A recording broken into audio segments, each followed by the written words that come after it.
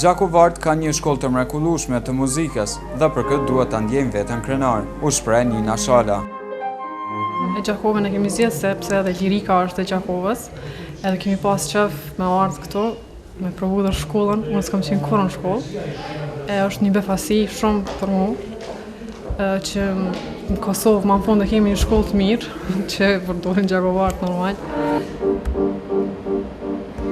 Kam kënaqësinë të ndaj kohën time me një trio si kjo që jemi, tha mes të tjerash violonçelisti Mario Buralumi.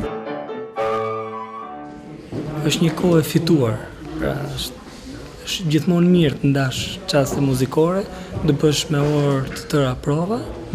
Unë jam shumë i kënaqur dhe i lumtur që mundum ta finalizonim me këto koncerte.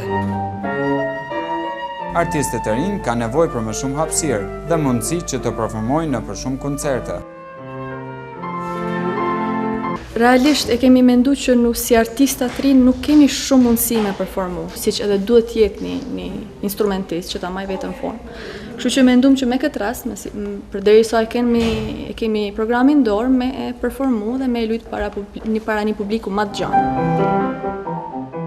Në fund koncerti u përmbyll me dimrin e Buenos Aires, e cila është pjesë e ciklit 4 stinet e Buenos Airesit, e shkruar në vitet e 60-ta.